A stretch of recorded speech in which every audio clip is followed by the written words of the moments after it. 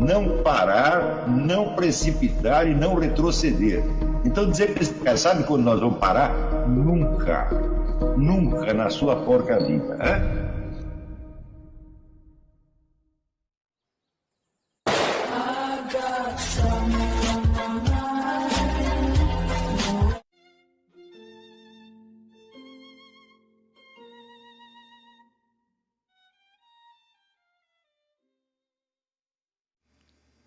E aí pessoal, tranquilo? Então vem aqui antes do vídeo começar, pedir para vocês se inscreverem, quem não for inscrito, compartilhar, curtir, comentar. Quem puder seja membro do canal, que isso ajuda bastante. Tem também o link do Apoia-se. Quem puder ajudar nosso canal e apoiar financeiramente vai ser muito bem-vindo. Mas o mais importante é transmitir o conteúdo e os conhecimentos do professor Olavo de Carvalho para mais e mais brasileiros.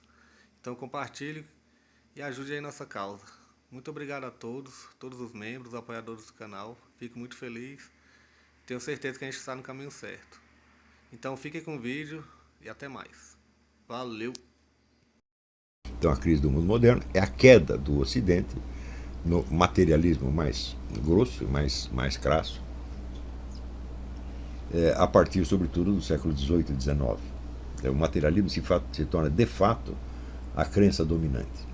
Você cria o Estado leigo não está comprometido com religião nenhuma e vai ter que administrar as várias religiões a partir da sua manifestação externa e da sua conduta uma para com as outras. Então é assim, bom, você pode ter a religião que você queira, porque aí a religião é definida como uma coisa de foro íntimo do indivíduo, tá certo? E portanto, do ponto de vista do Estado, todas as religiões se equivalem, uma não é melhor que a outra. Na Constituição americana existe um preceito de que este Congresso não legislará sobre religião, portanto o Estado se abstém completamente, e portanto não haverá uma religião preferencial. É curioso porque na época, se você falar de religião preferencial, você estava discutindo apenas diferenças entre várias igrejas protestantes. Né? O número de judeus e católicos ali era absolutamente irrisório. Então não era disso que eles estavam falando. Estavam falando aqui, olha, aqui tem um batista, ali tem um presbiteriano, ali tem outra coisa, eles vivem discutindo. Tá certo? Então o Estado não ia tomar partido entre as várias religiões. Mas quando eu falo religiões, eram todas protestantes. Né?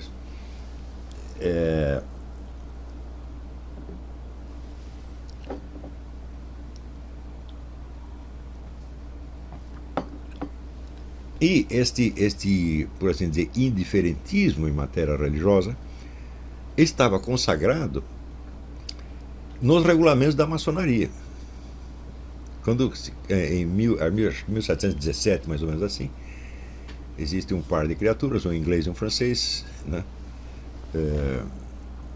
Anderson e Desaguliers, que criam o regulamento da maçonaria moderna. E ali um dos mandamentos é o seguinte: o maçom tem de acreditar em Deus. Ele não pode ser ateu. Mas o que ele pensa a respeito de Deus não é da nossa conta. Quer dizer, ele pode ser católico, protestante, budista, hinduísta, o que ele quiser. Tá certo? Então, você vê que nas lojas maçônicas americanas, em geral, as pessoas fazem o seu juramento em cima de uma Bíblia. Tá certo? Mas é uma Bíblia maçônica, que é a tradução inglesa do Ray James, com uma introdução e notas de ordem maçônica sobre os ritos maçônicos. Né? Você pode ver que nos quadros dos primeiros Founding Fathers, né, quando eles juram a Constituição, etc., eles estão todos com a mão em cima de uma Bíblia, mais uma Bíblia maçônica. O texto da Bíblia é igualzinho, só tem a introdução maçônica. Então, muitos acreditam então que a maçonaria americana é cristã, mas não é verdade, porque você pode também jurar em cima do Corão se você quiser.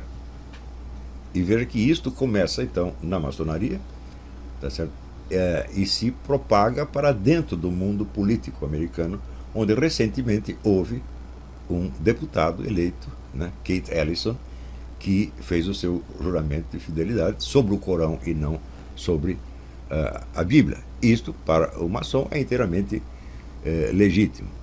Nós vamos estudar depois a origem e os fundamentos, a razão de ser deste indiferentismo moral que começa nas guerras de religião do século XVI e XVII. Né? Não deixa de ser interessante que o próprio René Guénon, que era, vamos dizer, um iniciado maçom e um dos grandes teóricos da maçonaria de todos os tempos, ele acusa Anderson e Desaguliers de terem sumido com a questão da origem católica da maçonaria. Né? Quer dizer, um maçom de primeiríssimo plano está acusando os fundadores da maçonaria moderna de ter varrido para baixo do tapete um elemento importante da história e inaugurado, portanto, esta fase do indiferentismo religioso.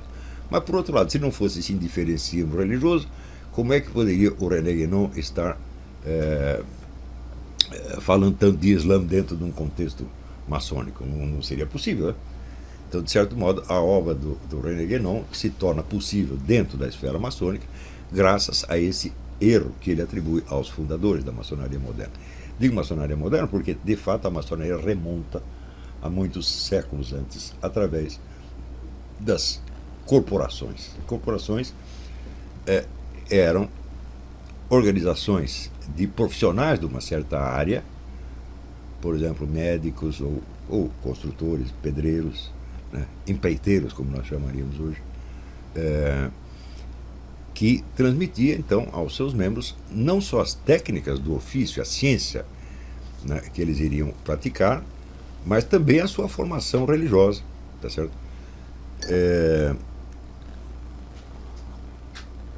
E especificamente, isto é o lado mais interessante da coisa, transmitiu os segredos de ordem material que veiculavam em si um conteúdo de ordem espiritual. Se nós perguntarmos, mas por que foi justamente a corporação dos pedreiros ou empreiteiros, isto é, a futura maçonaria, que adquiriu um prestígio maior que as outras? É simples, porque a arquitetura, se você lê no livro clássico do arquiteto romano Vitruvius, a arquitetura é a arte que reúne todas as ciências. Você, para ser arquiteto, você precisa saber aritmética, geometria, física, medicina, ecologia, tudo. Quer dizer, a arte da construção é uma espécie de ciência universal, entende? E por isso mesmo ela adquire um prestígio muito maior que as outras.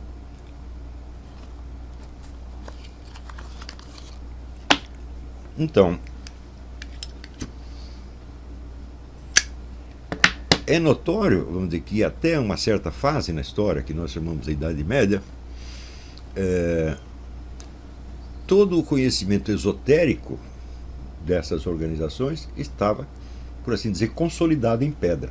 Você pega qualquer catedral gótica, Notre Dame, a Catedral de Chartres, Catedral de Reims, etc., você vai ver todos os elementos da astrologia, da alquimia, da geomancia, todo o simbolismo natural está todo ali. E então isso quer dizer que até esta época esses conhecimentos de ordem esotérica não eram tão esotéricos assim. Eles estavam assim à disposição de todo mundo. Uns entendiam, outros não entendiam, uns se interessavam, outros não se interessavam. Mas se você quisesse aprofundar isso, você se aprofundava. Só existe o pequeno detalhe. Bom, peraí, eu estou pulando.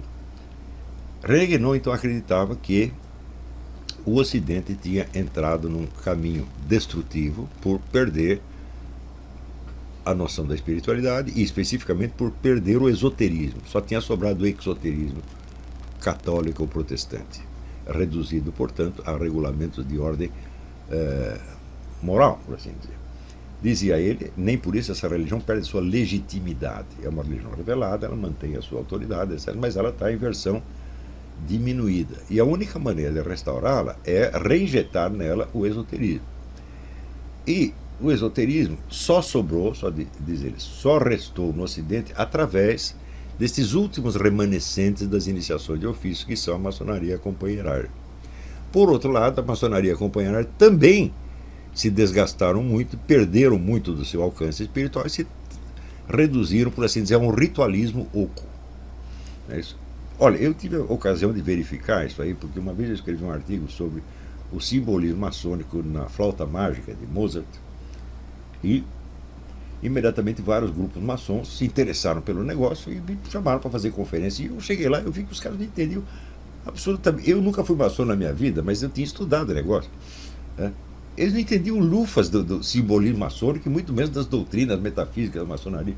Fiquei espantado com aquilo. Portanto, o negócio tinha virado mesmo um ritualismo exterior. Então, eu na época tinha um colega no movimento astrológico paulista, que era um líder dos astrólogos paulistas, que era um sujeito importante na maçonaria, e eu ficava muito espantado de perceber que ele não captava a diferença entre aquilo que o René Guénon chama de ocultismo, que é um fenômeno especificamente europeu do século XIX, e o esoterismo. Quer dizer, o ocultismo entra aí, espiritismo, teosofia, antroposofia, eubiose, todo este esoterismo popular, por assim dizer, que o René Guénon abominava e que ele achava que tinha que ser destruído para poder restaurar o verdadeiro esoterismo. E eu vi aquele sujeito e falei, pô, mas ele é um cara importante na maçonaria, como é que ele não pega esta diferença, que é básica, né? Também eu tive contato com outro sujeito, que é um camarada também importante na maçonaria, ao qual eu fui pedir ajuda para restaurar, para divulgar os livros, reeditar e divulgar os livros do Mário Ferreira dos Santos. Numa das aulas seguintes eu vou mostrar, vamos dizer, o elemento esotérico no Mário Ferreira dos Santos, que é de uma riqueza extraordinária. E daí o sujeito empinou o nariz e falou, não, mas o Mário tinha esse negócio esotérico, quer dizer, não vai pegar bem no meio universitário. Eu falei, mas e você não é esotérico, meu Deus do céu? Você é maçom, cara? Que raio de maçom é você que não tem esotérico, não tem esoterismo, né? E a conversa parou por aí. Então, isso quer dizer que os meus poucos contatos que eu tive com a maçonaria real mostraram que eles estavam muito abaixo do nível que o René Guénon estava colocando os problemas. Mas, enquanto isso, é claro que em Roma prosseguiam as discussões sobre a possibilidade de uma reintegração da maçonaria na Igreja Católica, e invariavelmente, depois de muitas discussões, a conclusão, não dá. Não dá, porque a maçonaria tem certas doutrinas que são hostis à revelação católica e cristã de modo geral, então não dá para aceitar. Toda hora essa discussão começa e recomeça. O grande defensor da ortodoxia cristã da maçonaria é um discípulo do René Guénon, chamado Jean Tourniac. Os livros dele são maravilhosos, mas no fim das contas tem a conclusão de falar, você não convenceu os caras, essa que é a verdade, né? Então, evidentemente, o simples fato do indiferentismo religioso da maçonaria a torna absolutamente incompatível com a religião católica. Restando saber se esse indiferentismo ele tem algo a ver com as raízes maçônicas antigas ou se é uma invenção do Anderson e Desaguliers. Eu acredito nesta última hipótese. Então, observando o que ele chama a crise do mundo moderno, e que ele descreve em termos, às vezes, até proféticos, no livro Crise do Mundo Moderno e O Reino da Quantidade e os Sinais dos Tempos, onde tem, vamos dizer, vislumbres quase brilhantíssimos, quase proféticos, e ao mesmo tempo tem erros monstruosos, né? Um dos acertos é ele prever a desaparição do dinheiro impresso, que agora nós estamos vendo. Agora isso já é uma proposta discutida abertamente nos círculos globalistas, né? Ele vê que o Ocidente afundou tanto na decadência e na perda da espiritualidade que ele não tem mais como se consertar a si mesmo. Ele precisa de uma intervenção. E essa intervenção pode tomar, basicamente, duas formas. Primeiro, a restauração da Igreja Católica sob a orientação de mestres espirituais orientais, que, em princípio, diz ele, conservaram todo o legado esotérico, né? E segunda hipótese, a primeira não funcionar, islamizar tudo de uma vez. Então, nós vemos que o René Guénon tentou influenciar os meios católicos através de uma série de artigos brilhantíssimos que ele escreveu para a revista Regnabit, quer dizer, Reinarás,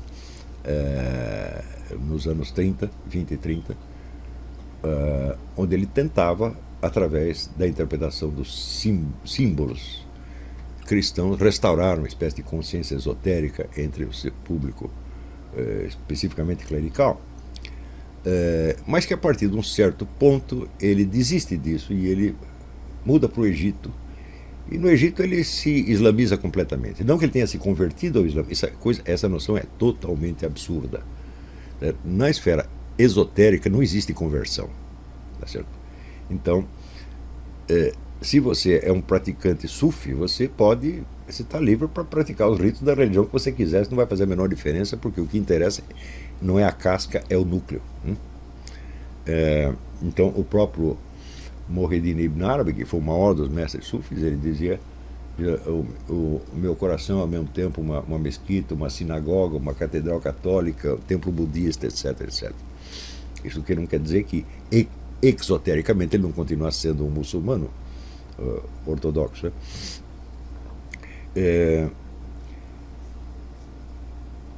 Então, todo este diagnóstico e a solução que o René Guénon propõe são baseadas no conceito de esoterismo e exoterismo calcado no modelo islâmico. Então, vendo as coisas por esse lado, existe o exoterismo, existe o esoterismo, perderam o esoterismo, e portanto virou somente a casca, e mesmo as organizações esotéricas que restam estão numa decadência desgraçada. Então, o que nós temos que fazer? Temos que dar um jeito nisso. Então, diz ele, temos que preparar uma elite espiritual ocidental a partir dos ensinamentos dos, diz ele, mestres orientais qualificados, especificamente islâmicos, sufis, tá certo? Quer dizer, o sufismo, para ele, é como uma espécie de boca de funil, onde todos os ensinamentos esotéricos de todas as épocas vão confluir. O René Guénon acredita piamente na existência de uma tradição primordial, quer dizer, uma religião originária, seria, por exemplo, a religião de Adão, tá certo? Que teria depois se diversificado em formas exotéricas diferentes, conforme as exigências do lugar e da época, portanto, adaptando-se às condições sociais, históricas, etc, etc. Então, a diferença entre as religiões adviria somente da diversificação de diferentes condições civilizacionais aqui e ali, e ela em si mesmo não teria significado espiritual nenhum. Aí se realizaria aquilo que dizia o Teilhard de Chardin: tudo que sobe converge. Quer dizer, as religiões se diferenciam apenas no seu aspecto mais externo e visível, mas por dentro todas estão levando ao mesmo lugar.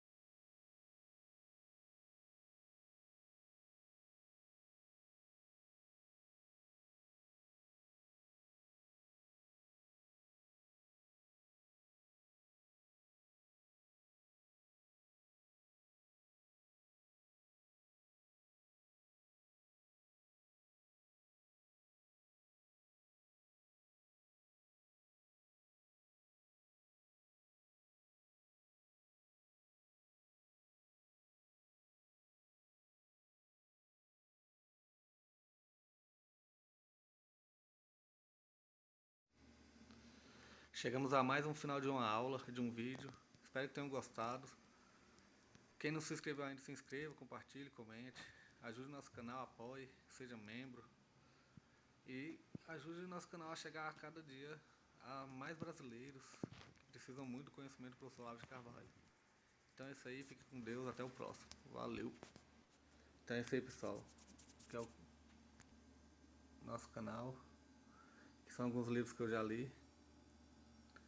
A maioria foi doação, mas alguns eu adquiri, professor Olavo de Carvalho. Alguns livros se perderam aí que eu emprestei, professor Alexandre Costa, a Bíblia Sagrada.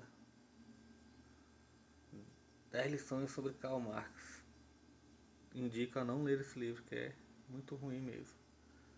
com os pensadores aqui que realmente, como o professor Olavo de Carvalho disse, não são pensadores. Valeu, tamo junto aí. Apoie nosso canal, seja membro.